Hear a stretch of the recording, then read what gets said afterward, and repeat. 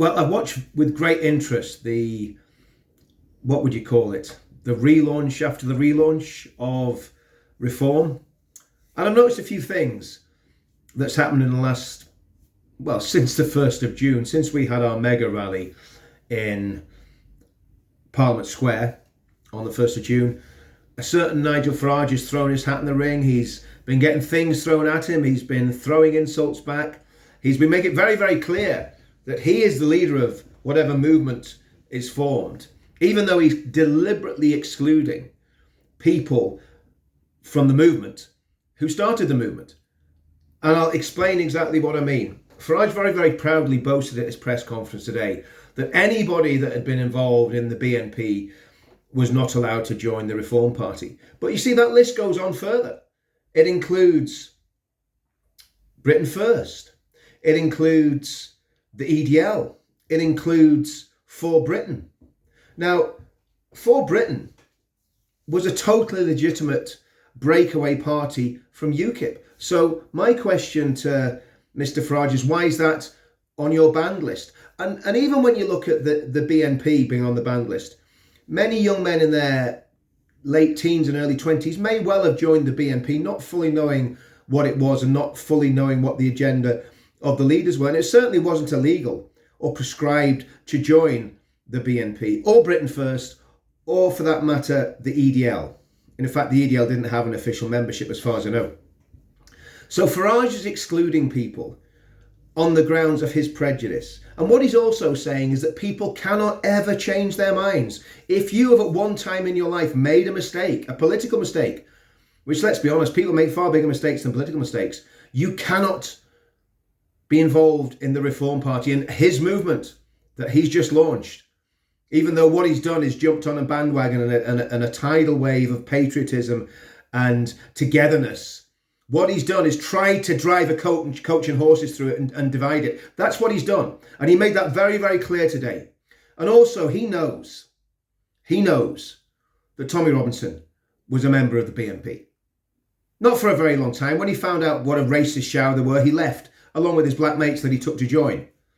He joined because he was very concerned about not immigration even then, about the satanic death cult that was causing all sorts of problems in his town. The satanic death cult that had people raping children, dealing drugs, dealing heroin, and causing all sorts of problems and all sorts of gangsterism. So that's where Farage is coming from. He is not part of our movement. He is an elitist snob. It's as simple as that. Now let's put that to the side for 1 minute. Let's put the fact of Nigel being an elitist snob to the side. Let's look at what he's done with his policy. He's very quietly and silently, nobody questioned him on it, he's ditched Richard Tice's net zero migration policy that was going to allow 400,000 people into the country. It says it on their literature. I've got a screenshot of it. He's ditched that, and now he's got a sensible policy. Well done. That's good, because I've been saying in my videos for the past 3 weeks that net zero is just a scam. Or the net zero migration policy, I should say, is just a scam. So he's got rid of that, which is great. But what else has he done? Well, he's now trumpeting the fact that he is the official opposition, because one opinion poll gave him 1 point ahead of the Tories. Now, the sensible and pragmatic thing for Nigel to do, and the Conservative Party, is to do a deal, because there's something far worse than Nigel's elitism and snobbery. It's the fact that he is going to usher in an age of communism, socialism, Islamism.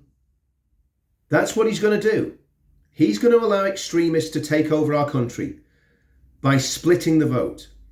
So the best thing that could happen now, the best thing that could happen for the country, and people are suggesting this, serious thinkers are suggesting this, the best thing that could happen is that the Conservative Party, the right wing of the Conservative Party, the sensible people in the Conservative Party, form an alliance with Nigel Farage. Whether that means they leave the Conservative Party and join Reform as MPs and stand in their local areas as Reform MPs, or whether the Conservative Party and Reform sit down and have talks. Because at the minute, you've got a situation where the right-wing vote is completely split down the middle. 17% for the Conservative Party, 18% for Farage. Now, obviously, if Farage gets a bounce and gets up to 30%, well, that means he's going to get quite a lot of votes. But because he doesn't have the people out on the doors, knocking doors, doing the footwork, because he hasn't built a proper party, the Reform Party is a ghost party. It's no machinery. It's getting membership now, but it hasn't got the infrastructure that UKIP used to have. And remember, of course, a certain gentleman called everybody that had joined UKIP under the leadership of Gerard Batten knuckle-dragging thugs. And as I said to one of my colleagues in the movement earlier on today, well, yes, I probably am a knuckle-dragging thug. But the reality is most of the people that joined the party were not. They were good people. They were veterans. They were football fans. They were mums. They were dads. They were grandparents. They were people that were concerned about the country. And that man threw every one of them under the bus. So people might wonder why I've got this obsession with Reform and with Farage. I am extremely worried.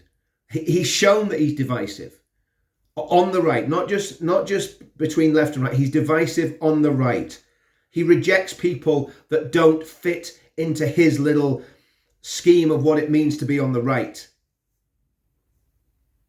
And people that I walked with and worked with for the past 6 years, some of them would have been in the BNP. They don't believe any of that nonsense now, but they were in it when they were in their 20s. And because of that, they can't be anything to do with Farage. It's absolutely ludicrous. It's absolute nonsense. Our movement is not a racist movement. Our movement is not a far-right movement. Our movement is a centrist movement that is worried about the satanic death cult and is also worried about what happens to our country as a result of mass migration and people coming to this country with extremely different beliefs to the mainstream of the British population. So what's my message to Farage? First of all, reach out the hand of friendship to Tommy Robinson. Secondly, get rid of that ridiculous rule that stops people that were one time in a party that you chose not to like and haven't been in that party for many, many years. Get rid of that and have a pledge. We could help you out with the pledge there, Nigel. We know a little bit about writing mission statements that people have to sign saying that they're not anti-Semitic, they're not racist, blah, blah, blah, whatever it is you want to add on to that. Get them to sign a pledge saying that they're not like that. A solemn oath. And then if they break that oath, they're kicked out of the party. That's absolutely fine. What else can you do?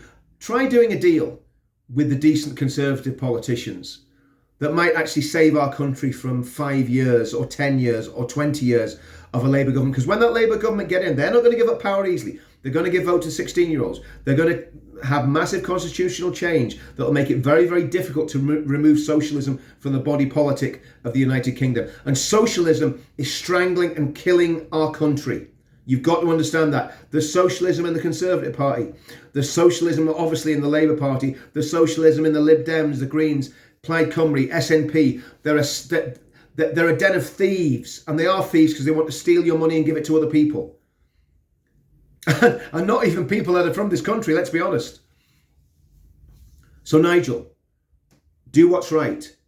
Talk to Tommy, talk to Tommy's people, do a deal if you have to with the Conservatives to stave off a socialist takeover of this country. Because if it goes badly wrong on the 4th and 5th of July, many people, including me, will be pointing the long finger at you saying, you, Nigel, and you, Rishi Sunak, and you, David Cameron, have ushered in 10 years of socialism for this country. You've done that. We're going to continue to build our movement.